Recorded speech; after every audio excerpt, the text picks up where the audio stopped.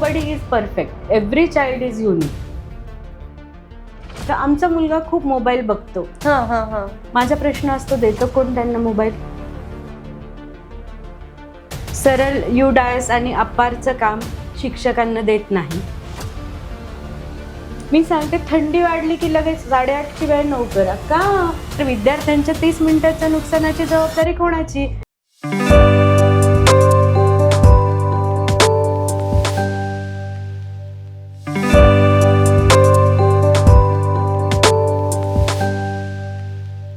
क्षितिजा, आज इथे जे तू आली आहेस त्याच्याने मला आनंद का झालाय माहिती का? पहिले सांगते मी तुला. कारण एक शिक्षक आणि एक प्रिन्सिपल ज्यावेळेस गप्पा मारतात त्यावेळेस विषय खूप वेगळे वेगळे असतात. सो आता ऍडमिशनसाठी काय काय चालू आहे तुमच्याकडे? CBSE स्कूल असल्या कारणाने आमच्याकडे ऍडमिशनची गडबड ही डिसेंबर पासूनच असते. बापरे. आमचं अकॅडमिक इयर सुरू होतं एप्रिलमध्ये. अच्छा. So we start working on it from the month of December. Diwali झाली की पालकांनाही वेध लागतात, ज्यांना मुलं CBSE ला टाकायची असतात. त्यामुळे मग त्याचे वेध असतात. आणि आता ह्या महिन्याची गडबड अशी की ज्या स्टेट बोर्डच्या मुलांना शाळा बदलायची, पालकांना त्यांची शाळा बदलायची, तर ते मात्र आत्ता जागे होतात. आणि मग आता इन्क्वायरी किंवा शाळा शोधणं, त्यांच्या मनात शाळेविषयी काही प्रश्न आहेत, अशा सगळ्या त्यांच्या व्हिजिट्स चालू असतात स्टेट बोर्डच्या पालकांच्या. अच्छा. हे शाळा बदल प्रकरण मला थोडं म्हणजे असं वाटतं की मुलांच्यासाठी किंवा पालकांच्यासाठी सुद्धा थोडं विचारात घेतलं पाहिजे. आजकाल फार असा ट्रेंड झालाय शाळा बदलणं. हो, ह्याला तर मी नक्कीच मान्य करेल ही गोष्ट की एखादी नवीन शाळा आली की तिच्याबद्दलची क्रेज असते की आता ह्या नवीन शाळेत काय फॅसिलिटीज मिळतील, तिथे काय असेल, या आपल्या शाळेपेक्षा तिकडे काय जास्त आहे हे बघतात. वेअरएज शाळा बदलताना काही गोष्ट प्रामुख्याने आवर्जून बघा. एकतर तुमचं मुलांचं आणि घरातलं आणि शाळेचं डिस्टन्स, शिक्षणाची क्वालिटी ही तर खूप महत्वाची, की शाळेत शिक्षण कसं देतात, शाळेतले शिक्षक अनुभवी आहेत का, मॅनेजमेंट कशी आहे, ह्याच्याकडे आवर्जून लक्ष द्यायला हवं. पण हल्ली हे कुठेतरी बाजूला सारलं जातं. काही गोष्टी आकर्षित करतात, जे म्हणजे इन्फ्रा असतं, एक्सटर्नल. ते रंगीबेरंगी चित्र पाहिलं की भुरळ पडते पालकांनाही आणि मुलांनाही. आणि अजून एक महत्वाची गोष्ट म्हणजे माझी मित्रमैत्रिणी त्या शाळेत गेलेत म्हणून मला जायचं. मला इथे बोर होतं. हल्ली बोर होण्याचं पण फार प्रमाण वाढलंय. शाळेत बोर होतं, पालकांना सांगतात. रोज जर पालकांपुढे मूल म्हटलं मला बोर होतं तर निश्चितच पालक हा विचार करेल की अरे, मुलाला जर तिथे करमत नाही तर आपण शाळा बदलावी. हो, पण मग शाळा बदलण्याआधी काय काय चौकशी केली पाहिजे, म्हणजे काय काळजी घेतली पाहिजे? कारण हे पण खरं खोटं पाहणं गरजेचं आहे. असं मी तर पहिल्यांदा जसं आता म्हणाले की एक तुमचं शाळेचं क्वालिटी किंवा शाळेचे शिक्षक कसे आहेत, अनुभवी आहेत का, शाळेत काय काय फॅसिलिटीज पुरवतात, आणि मुख्य म्हणजे आता सद्यस्थितीत NEP नवीन शैक्षणिक धोरण 2020 जे लागू आहे त्याचे इम्प्लिमेंटेशन आता सगळीकडे सुरू झाले. तर निदान पालकांनी हे जरी प्रश्न विचारले की त्याशी संलग्न काही असेल तुमचं तर ते सांगा. आणि बऱ्याचशा शाळांनी आता सुरू केले, शिक्षकांना ट्रेनिंग सुरू केलेले आहे. ही गोष्ट प्रामुख्याने बघितली पाहिजे. त्याच्यानंतर ऍक्टिव्हिटीज किती आहेत, सुखसुविधा आणि चाइल्ड सेफ्टी. त्याच्यासाठी काय, विद्यार्थी सुरक्षेसाठी काय करते शाळा, बरोबर आहे, हे बघितलं पाहिजे. आता तू ऍज अ म्हणजे प्रिन्सिपल म्हणून ज्यावेळेस त्या चेअरवर बसते त्यावेळेस तुला अशी खूप गोष्टी असतील, आव्हानच येतात ही NEP म्हटल्यावर. मग हे ट्रेनिंगचं आणि शिक्षकांचं हे सगळं वेळापत्रक कसं बसवतेस? शिक्षकांची ट्रेनिंग CBSE तर आता असं सांगितलं की 50 तासाचं ट्रेनिंग कंपल्सरी आहे. मग त्या तासात वे आउट दिले की 25 तास तुम्ही ऑनलाईन करू शकता आणि 25 तास ऑफलाईन. मग सॅटर्डेज आमचे ऑफ असतात.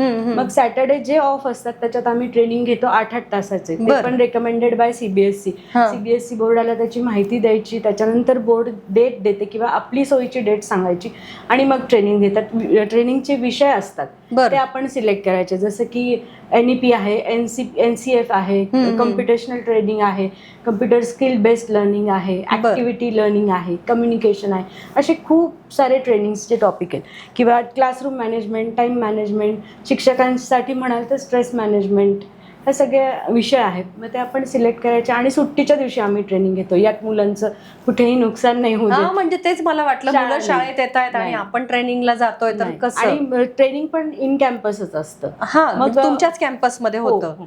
मग काही शाळांचे शिक्षक त्याच्यात पार्टिसिपेट होऊ शकतात. हा. मग शिक्षक काही येतात. बरं, म्हणजे ह्या ट्रेनिंग मधून जो निघतोय तो असं म्हणजे सोनं अगदी ताऊन सुलाखून बाहेर अगदी, पडतंय. अगदी. हा. कारण नंतर त्याच्यावर परीक्षा 8 तासाचं ट्रेनिंग म्हणजे विचार करा ना.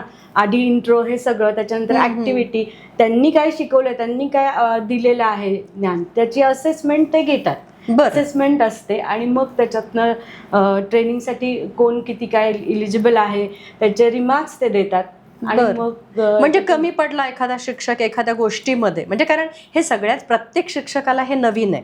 मग एखाद्या गोष्टीत आपण मागे पुढे होऊ शकतो, तर पुन्हा एक चान्स असतो, पण तुम्ही तयारच झालं पाहिजे, हे पण एक मागणी असणार. ते असतं. आणि शिक्षकही अनुभवीच असतात. प्रत्येक जण घेतो पण तितक्या इझिलीच, कारण नवीन नवीन गोष्टी येतात. प्रत्येकाला शिकायला आवडतं. मुलांना थोडासा वेळ लागतो पण शिक्षक ॲट इज घेतात, कारण त्यांनी आधीच ते केलेलं असतं. लेसन नोट म्हणा किंवा लेसन प्लॅनिंग, ऍक्टिव्हिटी प्लॅनिंग हे केलेलं असतं. फक्त मेथडॉलॉजीज चेंज झाल्या आहेत.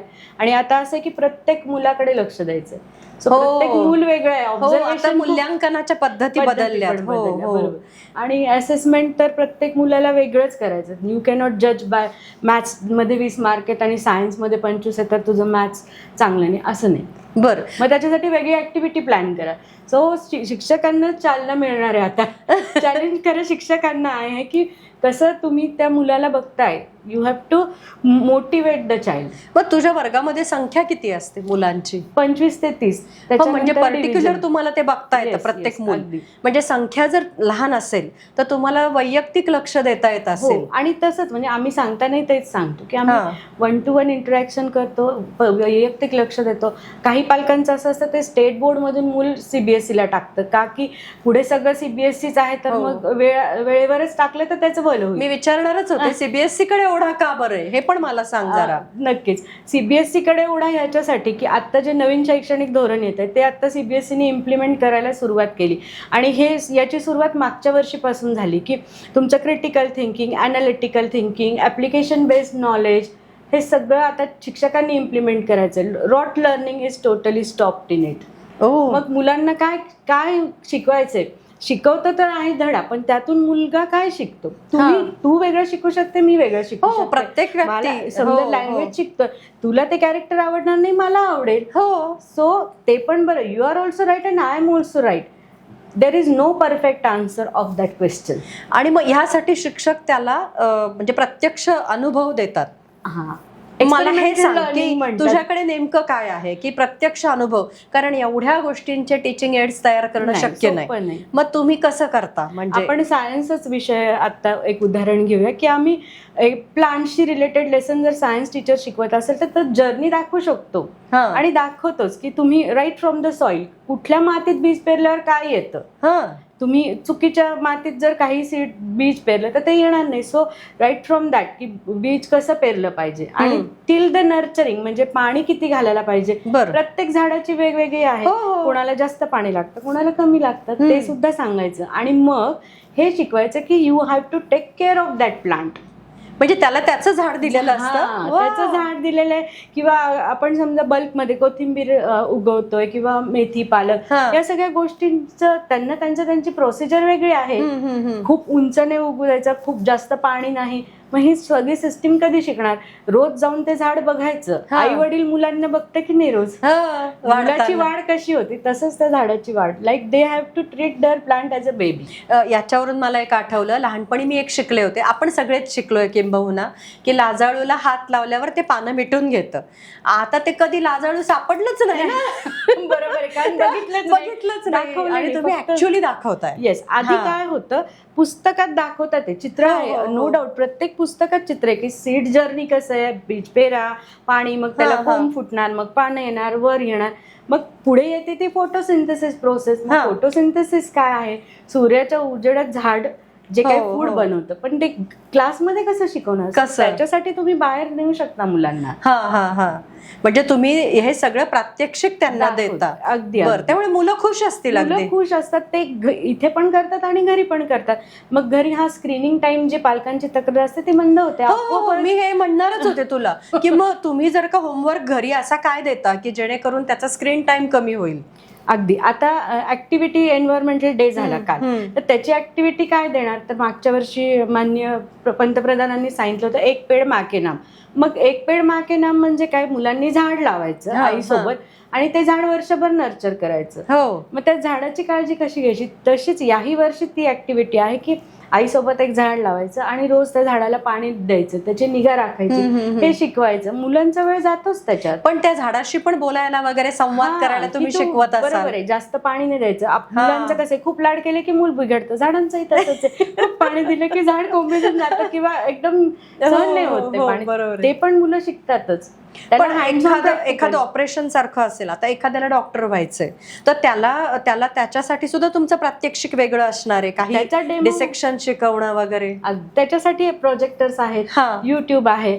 त्याला पण लिमिटेशन्स आहेत. टीचर दाखवू शकतात. टीचरनी त्याच्यातलंच झिस्टच दाखवायचं. ऑपरेशन दाखवायचं म्हणजे एक पर्टिक्युलर प्रोसेस आधी एक्सप्लेन करायची आणि ते पिक्चरद्वारे दाखवू शकतो. नॉट नेसेसरी प्रत्यक्ष ऑपरेशनच दाखवायचं. मुलं असतात क्युरियस तेवढी, नाही आम्हाला ऑपरेशन पण करू शकतात. आणि चॅनल्स आहेत, मुलांना ऍक्सेस आहे मोबाईलचा, मुलं बघतात तेवढं. बरोबर आहे. म्हणजे आपण म्हणतो टेक्नॉलॉजी इज नॉट गुड, पण काही बाबतीत technology is good, it is useful.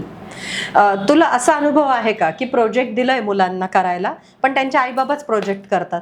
आम्ही प्रोजेक्ट मुलांना घरी देत नाही, आम्ही शाळेतच देतो. त्याला म्हणतात एक्सपेरिमेंटल लर्निंग. आणि चार्ट पेपरवर हे चिटकवा ते चिटकवा हे देत नाही. बदललं, NEP आलंय, NCF आलंय शिक्षण. कारण मला हा अनुभव आहे, माझी नणंद आहे ना, ते मुलाला खूप त्रास व्हायचा म्हणून मग तीच काम करायची. तर मी म्हणायची तू का करतेयस, त्याला करू दे. आणि मग कॉम्पिटिशन तिथे पालकांची सुरू होते. मग आम्ही असं करतच नाही. जे काय घ्यायचंय ते आमच्याकडे ऑडिटोरियम आहे, ऑडिटोरियम मध्ये मुलं बसवायची आणि घ्यायची. तिथे एक ग्रुप ऍक्टिव्हिटी घ्यायची. ग्रुप ऍक्टिव्हिटीचा फायदा तर एवढा होतो की टीम स्पिरिट, मुलं ऐकायला शिकतात, लिडरशिप क्वालिटीज डेव्हलप होतात. हे सगळं त्याच्यात होतं आणि घ्यायलाच पाहिजे. कारण मुलं हल्ली सिंगल चाइल्ड आहे किंवा न्यूक्लिअर फॅमिली आहे, सगळं माझंच. पण whereas when they work in a team, they understand the importance of team work, decision power येतं त्यांच्यात, किंवा काय करायचं, काय चुकलंय, काही ऐकायलाही शिकतात. नाही तर घरी हल्ली कोण पेशन्सच नाही ना, ऐकायचं नाहीच ना, नकार त्यामुळे पचवत नाही. हो, म्हणजे त्यांना घरी कुठल्याच गोष्टीला नकार दिला जात नाही, त्यामुळे त्यांना सगळं माझं आहे. कारण मूल रडलेलं नको असतं घरात. काही घरात जॉईंट फॅमिलीमध्ये आजी आजोबा नको रडायला लावू. का नाही रडायचं, का नाही रडणं सुद्धा व्यायाम आहे त्याचा. कळतं ना, महत्व पण कळतं त्याचं की जी गोष्ट तुम्ही म्हटल्या मिळाली तर त्याची किंमत नाही. पण मग ह्या गोष्टी मुलांना घरी नाही शिकवू शकत, तर शाळेत नक्कीच आम्ही. तर शाळेत तुम्ही हे कसं शिकवता? म्हणजे एखाद्या गोष्टीला नकार द्यायला, त्यांना नकार पचवायची शक्ती.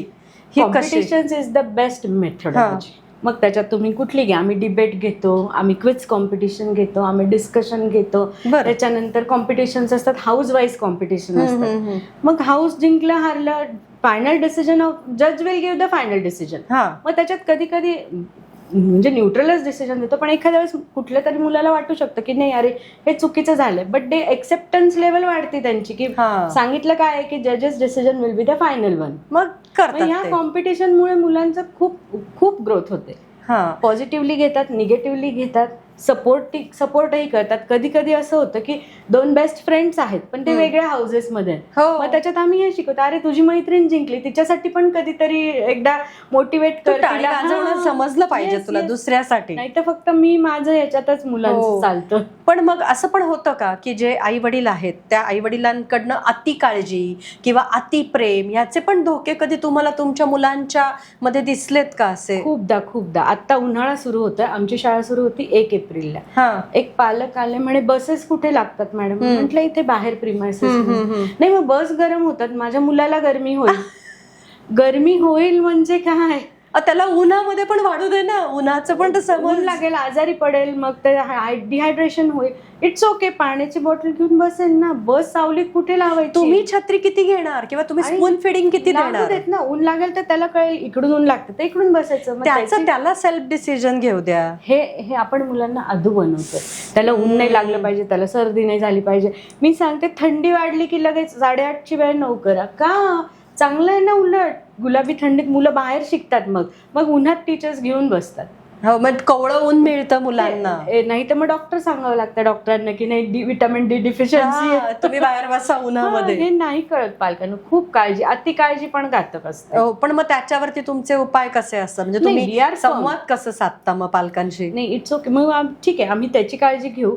पण मग मी तेव्हाही हेच सांगते की थोडं ऊन लागलं तर आयुष्यातले उन्हाचे चटके इथे कमी होतील. आपण उन्हाचे चटके लागू नये म्हणून आधी काळजी घेतो, पण मग ते लागले तर त्याला कसं फेस करणार? हो, तेव्हा तुम्ही पुरणार नाही. So let him take his own care. किती तू छान. 2 तासांनी पाणी पी. तुम्ही नका सांगू, त्याला तहान लागली तर तो पेल ना पाणी. हो, आपण पाणी कधी प्यायचं आणि वॉशरूमला कधी जायचं हे नाही ठरवू शकत. बरोबर आहे. म्हणजे हे अति लाडाचे जे परिणाम तुमच्या समोर येतात त्याला पण तुम्ही छान हँडल करता. अगदी अगदी. कारण मग प्रश्न विचारते, तुम्ही कसे गेले होतात शाळेत? आम्हाला तर चालतं. मग तुम्हाला चालतं तर ह्याला का नाही? बरोबर आहे. त्याला कळू देत. ऊन लागले की चटके बसतात, ताप येतो, डिहायड्रेशन होतो. तो स्वतःहूनच नाही करणार मग. आणि बसमध्ये कसं असतं, सगळ्या वयाची मुलं असतात कारण रूट वाईज असतात. मग मोठे मुलं असतातच ना काळजी घ्यायला. त्यांना आम्ही ड्युटीज देतो. केअर टेकर असते बसमध्ये. याच्याहून काय पाहिजे? म्हणजे रॅगिंग वगैरे प्रकार सुद्धा होऊ देत नाही. तुम्ही त्यांना सांगता की तुम्ही ही काळजी घ्यायची. प्रिफेक्ट्स असतात. सो केअर घ्यायची व्यवस्थित. उतरताना पण गाडी बस थांबल्यावर मूल व्यवस्थित उतरलंय का, इतकं छान त्यांचं चालतं. पण we the parents care a lot. Over caring म्हणतो, ओव्हर पॅम्परिंग म्हणतो, ते नाही झालं पाहिजे. बरोबर आहे. पण मग असं ज्या वेळेस तुम्ही तुमच्या लक्षात येतं त्यावेळेस तुमची म्हणजे पालक सभा वगैरे घेऊन तुम्ही या गोष्टी सांगता का? म्हणजे कसं असतं तुमचं पालकांचं काउन्सिलिंग वगैरे पण असतं का? हो, पालकांचं काउन्सिलिंग असतं, पालकांच्या सभा असतात. बरं. अर्थात दुर्दैव म्हणा किंवा unfortunately parents are very reluctant to come to the meeting. का असं त्यांचा वीकेंड असतो. आम्ही पेरेंट्सची सुट्टी पाहूनच आम्ही मीटिंग घेतो. पण मग त्या सभेलाही कमी लोक असतात. पण एरवी आपल्या मुलाला इतकं केंद्रस्थानी ठेवून जगणारी माणसं शाळेच्या म्हणजे बोलवलेल्या दिवशी का जात नाहीत? नाही, कारण मग कुठेतरी बाहेर जायचं असतं. कारण सॅटर्डे वीकेंड असतं. ते school is on second priority at that time. त्यावेळेस कधी कधी तर असं होतं, जोडून सुट्ट्या आल्या की समजायचं स्कूल अटेंडन्स कमी. का तर पेरेंट्सला सुट्टी असती, मग विकेंडला जायला लागतं. आणि मुलं येऊन शाळेत सगळं सांगतात. वो हम बाहेर गए थे, एग्जाम को क्यों नहीं आए बेटा? पेरेंट्स लेटर ऑलरेडी येतं की ही वॉज नॉट वेल.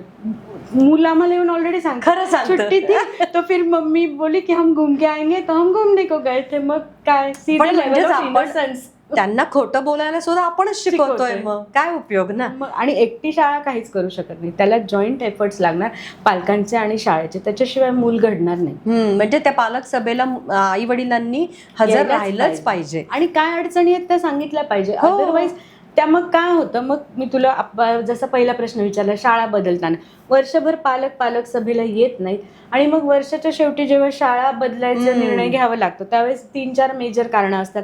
मार्कच कमी पडले, इंग्लिशच बोलता येत नाही, माझ्या मुलाला मित्रमैत्रिणीच नाही, टीचरच रागवतात. त्यावेळेस माझ्याकडे एक सिम्पल क्वेश्चन असतो, हे कधी झालंय? हे दिवाळीच्या आधी. मग तुम्ही का नाही आले? आणि टीचर्सचे फोन नंबर आहेत, टीचर्स ऍक्सेसेबल आहेत, 2 नंतर टीचर्स भेटू शकतात. म्हणजे जी अडचण जेव्हा येईल तेव्हा जर सॉल्व्ह झाली तर हे पुढे जातच नाही ना. आणि मुलाच्या भविष्यासाठी सेव्ह नाही. मुलाच्या भविष्यासाठी नाही बघायचं तर मग आपण हे करतोय कशासाठी? आम्हाला वेळ नसतो.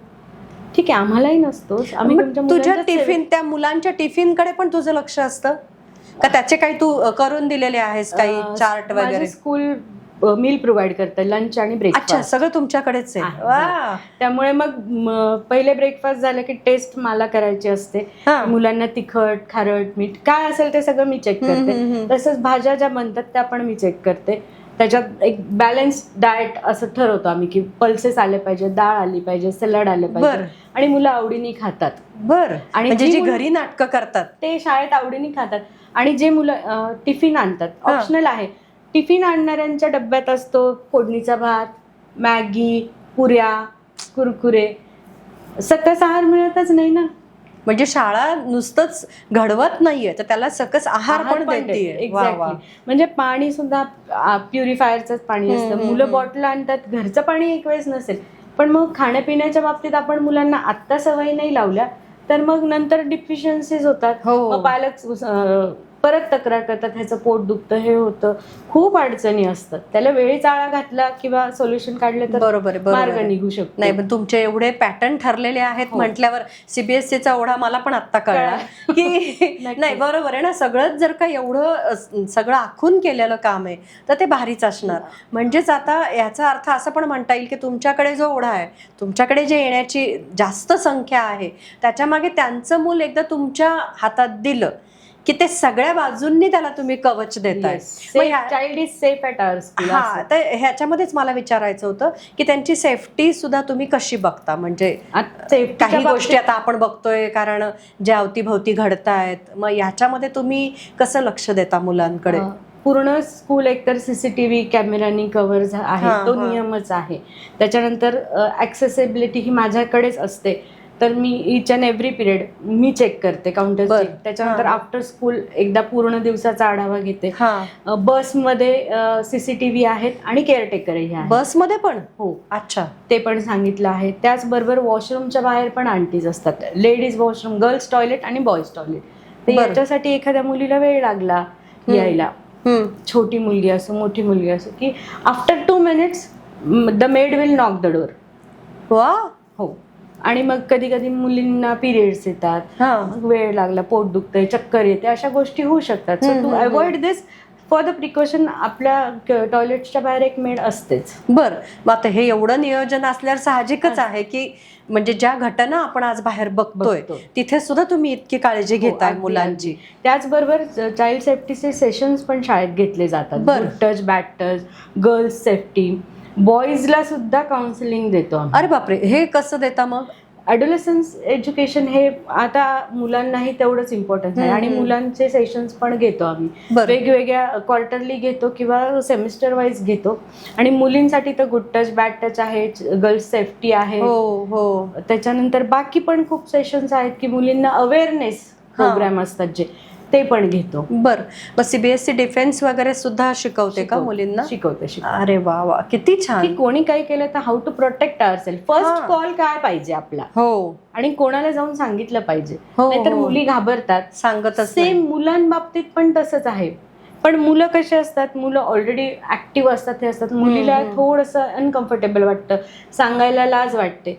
So to open her up we conduct this sessions oftenly. हो, ते बरोबर आहे. त्यामुळे मग मुलींना आजकाल मुली लगेच येऊन सांगतात, द मोमेंट काही झालं की मुली येऊन सांगतात. आता प्रिन्सिपल म्हणून मला तुला एक प्रश्न आहे.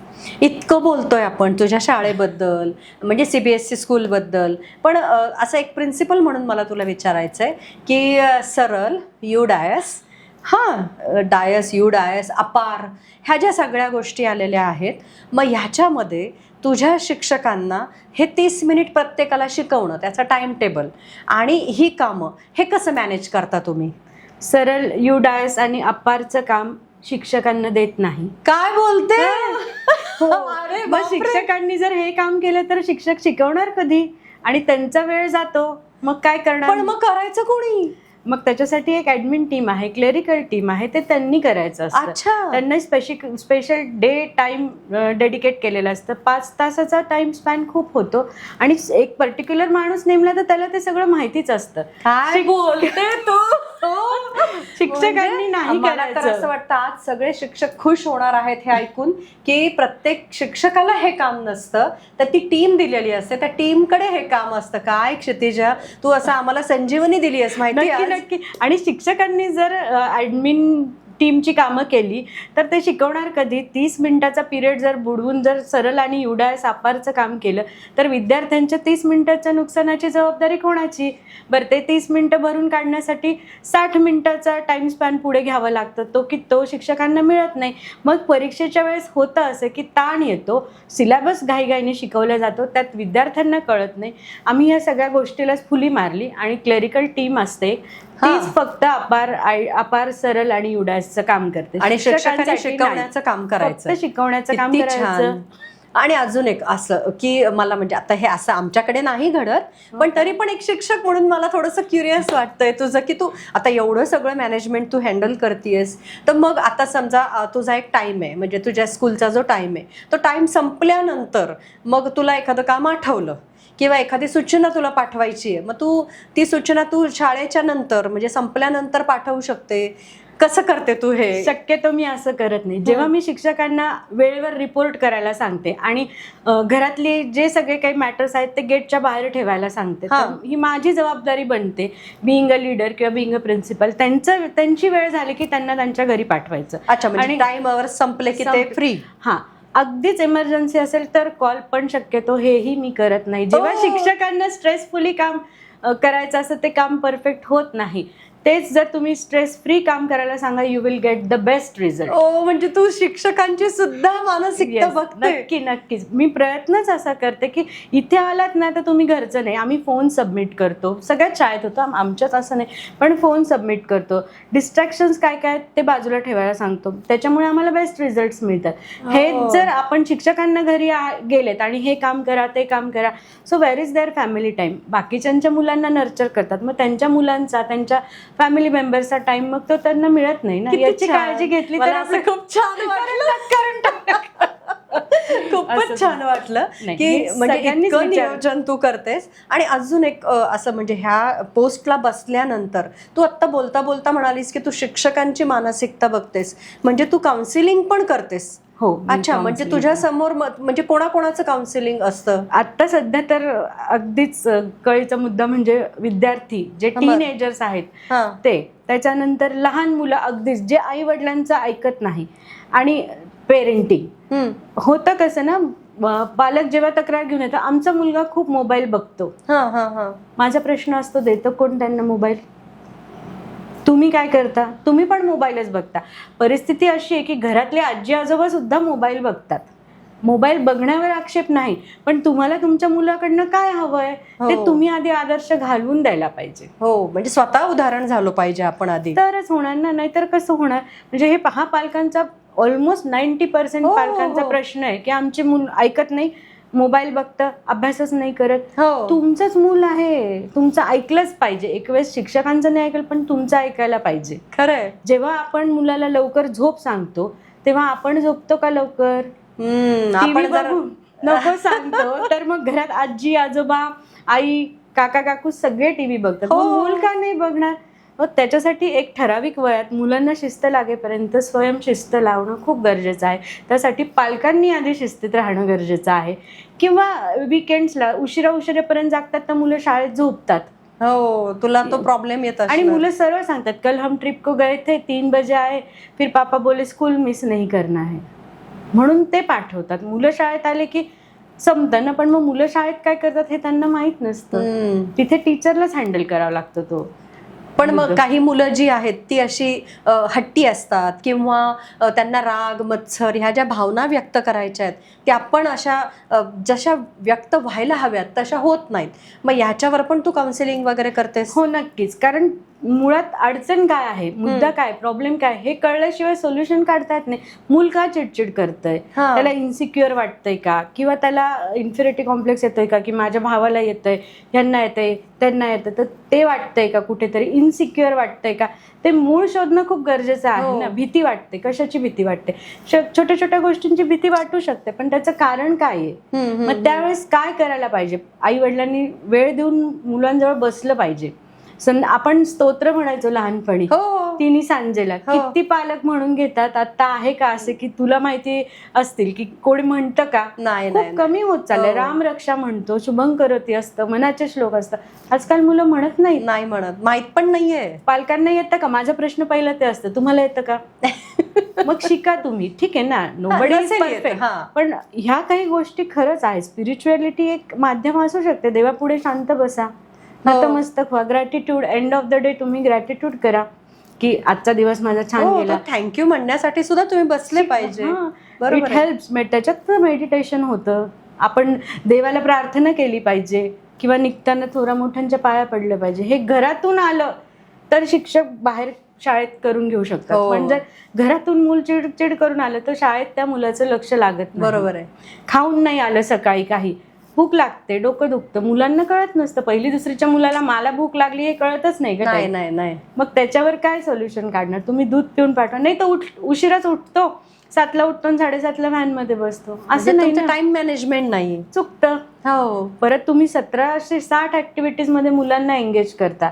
मुलाची शेवटी कॅपॅसिटी किती आहे? हो, मला हे पण विचारायचं होतं बरं का, की सगळीकडे मूल अव्वल नंबरनी आलं पाहिजे, नंबर 1 मध्ये पाहिजे, आणि मग खूप ऍक्टिव्हिटीज मुलांमध्ये म्हणजे घडवून आणतात. तर त्या ऍक्टिव्हिटीज साठी त्याला किती पाठवायला पाहिजे आणि काय करायला पाहिजे? पाठवायलाच का पाहिजे? ड्रॉइंग शिकायला पाठवतं, ठीक आहे, एखाद्या वेळेस समर कॅम्प इज ओके, पण तुम्ही रोज रोज रोज क्लासला पाठवता. शाळेतून घरी आलं मूल की क्लासला जातं, ट्युशनला जातं, ट्युशनहून हॉबी क्लास, डान्स क्लास.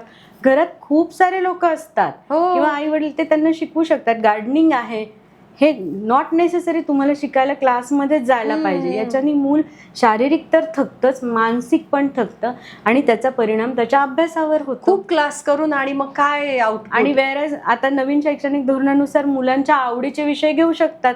मला डान्स आवडतोय, करा डान्समध्ये करिअर. ड्रामा आवडतोय, ड्रामात करिअर करा. बरोबर. गेम्स आवडतात, गेम्सवर करिअर करा. You can do it. पण कन्सिस्टन्सी खूप महत्वाची. त्याच्यात पण चाइल्ड कन्सिस्टंट आहे का? नाहीतर असं होतं, आज स्विमिंगचा लावला, उद्या डान्सचा लावला, मग त्याच्यात नाही राहत कन्सिस्टन्सी. बरोबर. याच्यामध्ये स्टेबिलिटी पेरेंट्सची पाहिजे आधी, ओ की फर्म पाहिजे. माझ्या मुलाला मला ह्याच्यात घालायचं आहे, पण याचे ड्रॉबॅक्स, डूज अँड अनडूज काय आहेत हे मला तरी माहिती आहे का? का फक्त 6 ते 7 मूल घरी नको त्याला एंगेज ठेवायचं म्हणून मुलाला पाठवायचं? So vision must be clear of parents. म्हणजे क्षितिजा, पालकत्व जास्त अवघड आहे खूप. मी तर म्हणून एक शाळा पण काढूया, पालकांवर सुद्धा एक शाळा पाहिजे खरंच. म्हणजे काय काय घ्यायला पाहिजे सांग आता तू. म्हणजे मुलांना तुम्हाला जे शिकवायचं आहे, तुमच्या दृष्टीने आदर्श मुलगा कसा घडायला हवा, तो नीट बोलला पाहिजे, आलेल्या गेलेल्यांशी बोलला पाहिजे, म्हणजे संवाद कौशल्य छान मिक्स झालं पाहिजे, खेळ आले पाहिजे, वडीलधाऱ्यांचा आदर राखता आला पाहिजे, मान सन्मान देता आला पाहिजे. बरोबर. मग हे कुठून येणार? आई जर ओरडून मोठ्यांशी बोलली तर मुलगा तेच पाहतो. बरोबर. आणि मग हे आपल्याला कधी लक्षात येतं? मूल मोठं झाल्यावर. कारण तो तेच बघत असतो, माझी आई यांच्याशी ओरडून बोलते, वेअर इज रिस्पेक्ट? तुम्ही द्या, it is give and take. What you give you will get that. किती छान. जे पेरणार ते तुम्हाला उगवणार आहे हे लक्षात घ्या. पण तरी पालकांसाठी म्हणून आपण विचार करायला पाहिजे की त्यांना अशा काही ट्रिक्स दिल्या पाहिजेत की त्यांचं मूल नाराज आहे किंवा रागावलंय हे त्यांनी ओळखलं पाहिजे. आजकाल तेवढा पण वेळ देत नाहीत. कारण सगळ्यात मोठी समस्या पालकांची हेच आहे की दोन्ही पेरेंट्स, मदर फादर हे अर्थार्जनासाठी बाहेर जातात. ऑफकोर्स ते पण मुलासाठीच करतात, आपल्या पाल्यासाठीच करतात, पण आल्यावर ऍटलिस्ट क्वालिटी टाइम जो असतो, दिवसभर काय झालं, टीचर काय म्हणाले, तू काय केलं, मित्रमैत्रिणींनी काय केलं, बसमध्ये काय झालं, शिक्षकांशी तू बोललास का, इंटरॅक्शन केली का, हे कमीत कमी एक बेसिक 10-15 प्रश्न तर मुलांना विचारलेच पाहिजे, जेणेकरून मुलांना पण काहीतरी सांगावं असं वाटतं. शाळेत काही गोष्टी होतात, मुलं सांगत नाही की नको, माझ्या आईला वेळ नसतो किंवा आई मलाच ओरडेल. So you make them comfortable की it's okay, not to be okay. तुमच्यापर्यंत येऊन त्यांनी बोलावं यासाठी स्पेस द्या त्याला. वेळ द्या. बरोबर. तुम्ही घरात छान हॅपी ॲटमॉस्फिअर ठेवलं तर मूल नक्कीच करतं आणि होतात प्रयत्न, पण कुठेतरी मग ते बॅक ऑफ द माइंड राहून जातं. अरे तुम्ही विचारता का? मूल जितक्या वेळ बाहेर असतं तितक्या वेळ एंगेज असतं, तर ते मूल खूप शिकतं अशातला भाग नाही. बरोबर आहे. मग तिथे संवाद तुटतो. स्क्रीनिंग टाइम वाढलाय मुलांचा. घरात 4 माणसं बसलेले असतील, 4ही जणांच्या हातात मोबाईल असतं. काय करणार? तुमची तब्येत कशी आहे किंवा मोठ्यांची तब्येत, हे मुलांना शिकवलंच जात नाहीये अजिबात. आपल्याला वाटतं नवऱ्याने आपल्या केलेल्या स्वयंपाकाचं कौतुक करावं, ते तुम्ही मुलांना शिकवा ना की आई आज भाजी छान झाली. मुलांनी म्हटलं की आपोआप सगळीकडून येतं. किती घरात असं आहे. सो माझं एक म्हणणं असतं, तुम्हाला तुमचं मूल जसं घडवावं असं वाटत असेल की he or she should be an ideal example, so you give an ideal example of yours to your child. आणि मग तसं श्रीला काय शिकवलंयस? म्हणजे आता तू भाजी केली, मला हे पण सांग. कारण कारण तुझा पण तर आहेच ना घरी, तोही एकुलता एक आहे. मग त्याला वाढवताना तू काय काय असं, म्हणजे त्याला काय अशी समीकरणं दिली आहेस वेगळी? म्हणजे डब्बा हा रोजच खायचा. अगदी लहानपणापासून मी त्याला डब्यात पातळ भाजी द्यायचे, 3 पुड्याचा डब्बा तर असायचाच. शिवाय डबा दिला तर शेअरिंगची पण सवय लावली. त्यात शेअरिंग असं की आवडीची भाजी असेल ती शेअर करायची, ना आवडीचे मुलं खूप शेअर करतात. हो, तू खा माझं. मग आवडीची भाजी पण मुलांना मित्रमैत्रिणींमध्ये शेअर करायची, कारण मग आपलं मूल पण दुसऱ्यांचं खातच असतं. हो, त्या घरी आल्यावर स्वयंपाक डब्बा कसा झाला ते सांगायचं, आई आजची भाजी छान झाली होती, आई आजी माझ्यापेक्षा तो आजीच्या पण फार जवळचा, मग आजी आजची भाजी छान झाली होती, हे तू आवर्जून सांगायचं. जेवण झाल्यावर किंवा जेवायला बसताना तुम्ही पण जेवायला बसा हे म्हणायचं श्री सगळ्यांना. आणि हे मी 4थी-5वीत त्याला शिकवलं. आत्ता तो हॉस्टेलला आहे तरी पण 7-7:30ला आई जेवण झालं का, आजी जेवण झालं का, आजी गोळ्या घेतल्या का, घेऊ न घेऊ बट त्याला आपली काळजी आहे, नातवाला हे आजीला किती छान होऊन जातं. आणि रोजचे एकदा मूल वयात आलं 8वी-9वीत की आपले कपडे रोज आपण धुवून टाकायचे, घरात बाई असो मशीन असो, ही एक सवय असते. बरोबर. मग बाहेर हॉस्टेलला बाया परवडत नाहीत, मग काय होतं, स्वच्छतेची सवय लागते, शिस्तीची सवय लागते, ही पण लागलीच पाहिजे. आणि रोजचं रोज स्वयंपाक छान झाला हे म्हणायचंच, म्हणजे कितीतरी बायकांना हे दुःख आहे की त्या एवढं भारी सगळा स्वयंपाक करतात, कोण म्हणतं बरं, त्या विचारत राहतात कसं झालं कसं झालं कसं झालं. मी शिकवलंय श्री, पहिला घास घेतला ना की सांगत जा जेवण छान झालं, झाल्यावर सगळ्यांचं आम्हालाही कळतं मीठ जास्त झालं काय झालं, वी विल ऍडजस्ट. पण ते एक समाधान असतं, आपण करतो कोणासाठी. हो बरोबर. आपल्या मुलींनी किंवा मुलांनी चांगली दाद दिली तर आपलं ते एक सॅटिस्फॅक्टरी लेवल असते, चला भक्तीने काम करतो, शेवटी आपण आपल्या मुलाबाळांसाठीच करतो. हे मी आवर्जून या 2-3 गोष्टी शिकवल्या. दुसरं एक की आपलं सेफ सर्कल काय हेही मुलांना कळालं पाहिजे. अच्छा, म्हणजे मित्रमैत्रिणी, रिलेटिव्ह, आई बाबांचे मित्रमैत्रिणी, आईचे, वडिलांचे, आजोबांचे, हे आपल्याला सेफ सर्कल मुलांना घरातून शिकवलं गेलं पाहिजे. हो, ही कॉन्सेप्ट त्यांना कळली पाहिजे, कोणाला काय बोलायचं हे पण कळलं पाहिजे. हो, नाहीतर असं होतं कधी कधी आपण घरातल्या गोष्टी बाहेर सांगून जातो. आमच्या शाळेत असं होतं ना, शाळेत मुलं सगळंच सांगून देतात, मम्मीने असे बोला, पप्पाने असे बोला. काय सांगायचंय आणि काय नाही हे पालकांनी सांगणं गरजेचं आहे, आणि हे शिकवलंच पाहिजे. तर मुलं पुढची पिढी कशी घडवाल. बरोबर आहे. मुलाला घडवताना त्याचं पण लग्न होणार आहे, हो, तो आई छान दिसते म्हटला तर तो त्याच्या बायकोला म्हणेल ना की तू छान दिसते. त्याच्यासाठी आईने सांगायला पाहिजे मुलाला की अरे तू मला म्हण, मी आवरल्यावर की कमीत कमी आई छान कॉम्प्लिमेंट्स जे असतील ते दे, हा व्हॉट एव्हर. पण मग हे नाही झालं तर मग पुढच्याला मग तो त्याच्या बायकोला कसं देणार. बरोबर आहे. आपण एका पिढीला शिकवतो त्याचा अर्थ असा असतो की पुढच्या 2-3 पिढ्यांना शिकवत, म्हणजे एक शिक्षक, एक प्रिन्सिपल, एक आई आणि एक काउन्सिलर म्हणून तू इतक्या सगळ्या भूमिका करत करत त्याच्यापर्यंत सुद्धा आणून सोडलेला आहे. म्हणतात ना की थेंबे थेंबे तळे साचे, हळूहळू तुला दिसेल की त्याचे रिफ्लेक्शन तुझ्यापर्यंत येतीलच की तू कसा वागतोय. मुलं काळजी नाही. आजच्या पालकांची एक तक्रार आहे, आमचं मूल विचारतच नाही, मी आजारी असले तरी बघत नाही. तुम्ही शिकवा ना त्याला, मला बरं नाही माझ्या औषधं आणशील का. आपण काय करतो, आपण खूप इंडिपेंडंट नारी किंवा वडील कोणी आणून देतं, एकदा मुलांना जाऊ देत आणायला, माझ्या आईचं दुखतंय हा, मग काळजी त्याला बरं नसल्यावर आपण कशी काळजी घेतो. संवेदनशीलता कुठेतरी पेरणं कमी झालं. हा, आपण पेरायला पाहिजे ते की नाही तू विचार आईला, बरं आहे का, चहा करून दे, कसंही करून दे. आई आनंद, कुठली आई म्हणणार नाही की नाही नाही चांगलं नाही झालं, but care should be taught, this is the need of time. आणि ते शिकवलंच पाहिजे. पाहिजे पाहिजे नाही कळत मुलांना, नाही ना, त्यांना काय समजतंय का झोपलीये. पण त्यांनी जर तसं नाही केलं तर ते बॉन्डिंग तयारच होणार नाही होणार. किंवा चेहरा बारीक झाला, आईला बरं नाही, वडिलांना बरं नाही, हे तरी कळू देत. पण आजकाल पालकांना आहे ना, आमच्या वेळेस हे नव्हतं, आम्हाला मुलांना हे द्यायचंय, आमच्या वेळेस पैशाची कमतरता होती, आम्ही सगळं त्याला देऊ. नाही, आपल्या वेळेस हे नव्हतं म्हणून आपण घडलोच ना, घडलोच. आणि त्यांना पण त्याचा सामना करू द्या. थोडं लगेच मागितलं की त्याला दिलं पाहिजे असं काही. हार जीत असते. तुम्ही काय म्हणतात, फेल्युअर पचवायला शिकवा. हो बरोबर आहे. You take that failure positively, त्याच्यातनं शिका की तुझं कमी पडलेलं आहे. त्याचबरोबर तुमची जीत म्हणजे टू सेलिब्रेट युअर विन काय करायला पाहिजे. नाहीतर एका परीक्षेत 95% पडले या आनंदात, या ओव्हर कॉन्फिडन्समध्ये दुसरी परीक्षा 70वर आणून सोडते. मग ह्याला पण कन्सिस्टन्सीच लागते. पण आता आजकाल असं म्हटलं जातं की टक्क्यांकडे लक्ष देऊ नका, गुणांकडे लक्ष देऊ नका. मग याच्यामुळे पण मुलं मागे येत असतील ना. माझा कालचा लेख तोच होता, तुझा लेख वाचला म्हणूनच का आपण शिकवायचं मुलांना. ते कशासाठी शिकवतो की मुलांचं मॉरल डाऊन होऊ नये म्हणून. पण खासच अगदी अरे काय टक्के कमी पडले तर काही होत नाही, मी घडलोच ना, नको ना, गरज नाहीये त्याची. खरंय ना. हे कधी होतं, तुम्हाला फक्त सपोर्ट द्यायला, बट नेक्स्ट टाइम तुला अभ्यास करावाच लागणार. हो, यांनी होतं असं की मूल मागे येत, अरे पप्पा किंवा आई ते म्हणतात म्हणाली, काय नाही एवढं चालेल, त्यांना कमी त्यांना पण कमीच होते. किंवा मुलं आजकाल उलट प्रश्न विचारतात, तुम्हाला 50च होते ना, ठीक आहे ना, घडले ना तुम्ही. असं नाहीये. हे बरोबर. त्या मिनिटापुरचं मोटिवेशन आहे की मुलं मॉरल डाऊन होऊ नये म्हणून आहे ते. खरंय. नाहीतर मग मूल करणारच नाही.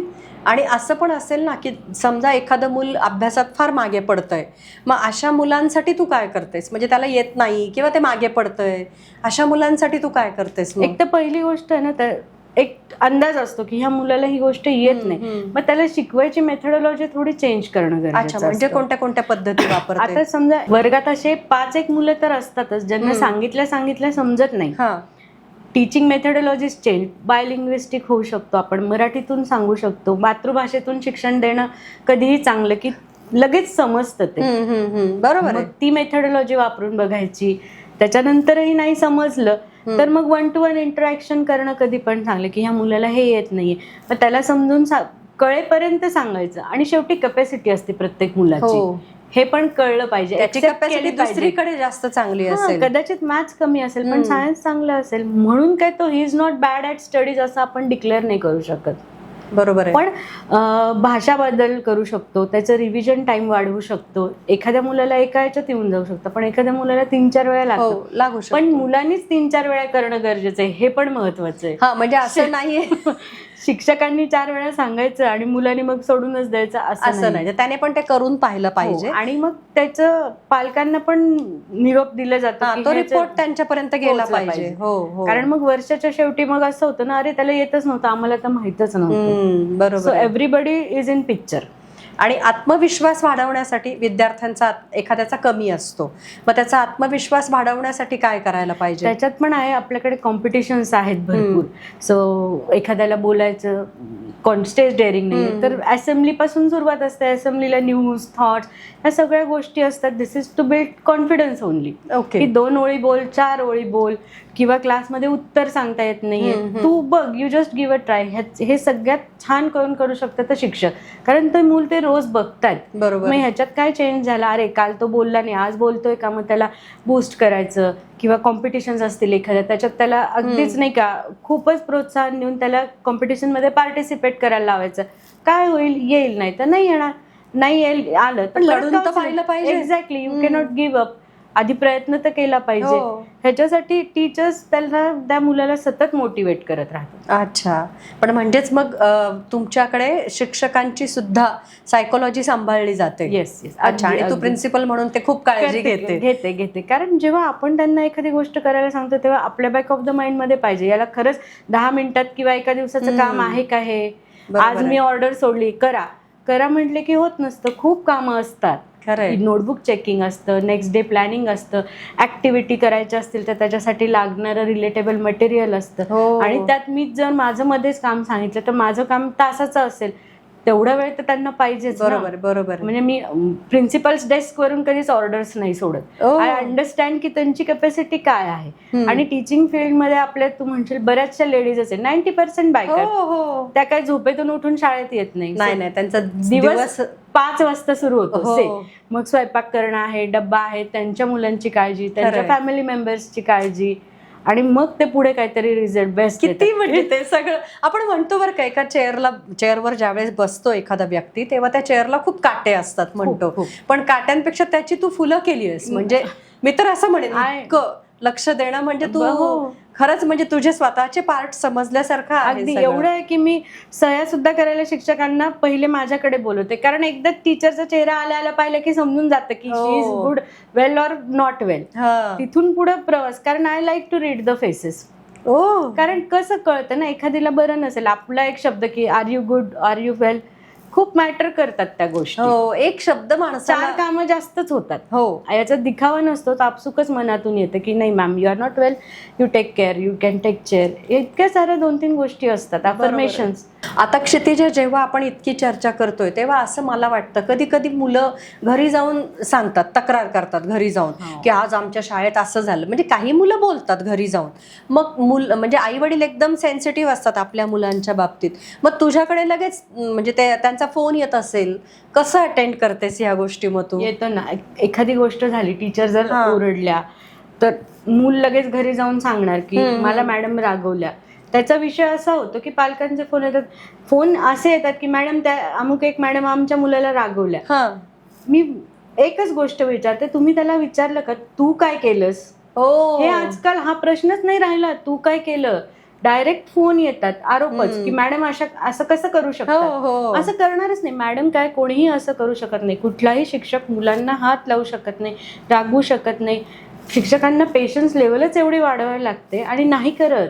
तुमचं मूल ते आमचं पण मूलच आहे. मी पहिल्यांदा तेच सांगते, एक मिनिट सर, ते तुमचं नाही आमचं पण मूलच आहे. तुम्ही त्याला एकदा विचारा की तू काय केलं.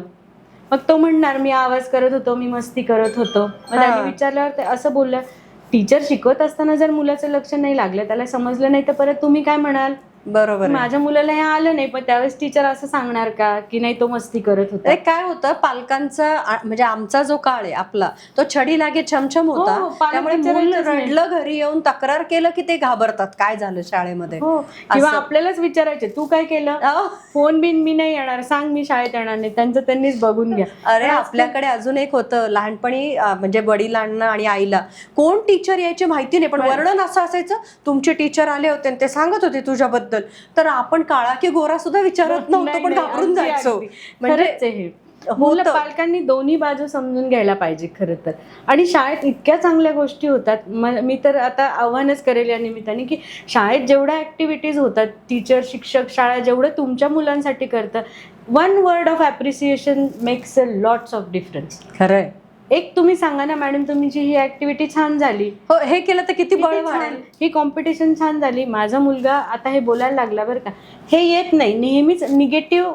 उलट होतं. मी तर असं म्हणेन की मुलांची तुलना केली जाते दुसऱ्या मुलांशी. बरोबर, का करायचं? Nobody is perfect, every child is unique. आणि वेगळं आहे, युनिक येते. आणि होऊ शकतं, इट्स ओके. नाही आलं तर ठीक आहे, शिकेल ना तो, त्यांनी काही लाईफ थांबत नाही. बरोबर आहे. ह्या नाही तर तो ऑप्शन आहे, पण ते पण समजायला पाहिजे आधी पालकांनी. त्या तक्रार करण्याआधी विचार केला पाहिजे. नक्की की आपलं मूल काय आहे. एक्सेप्टन्स लेवल पालकांनी पण तेवढीच वाढवली पाहिजे, खूप गरजेचं आहे ते. खरंय. क्षितिजा, आज तू जे काही आज सांगितलंयस खूप छान वाटलंय आणि ह्या गप्पा अशा कितीही तास चालू द्याव्यात असं वाटतंय. पण आपण पुढच्या वेळेस नक्की भेटूया. टीनएज मधल्या मुलांसाठी स्पेशली आपण पुन्हा एक एपिसोड नक्कीच करूयात असं मला वाटतं. कारण तू जे घडवतीयस आणि तुझ्या समोर ज्या पिढ्या घडतायत, रोज नवं चैतन्य तू बघतीयस. कारण त्या चेअरवर बसल्यावर तुला माणसांना वाचायची सवय लागली आहे आणि ती मुलं जी आहेत त्या प्रत्येक गोष्टीमध्ये तू लक्ष घालतेस.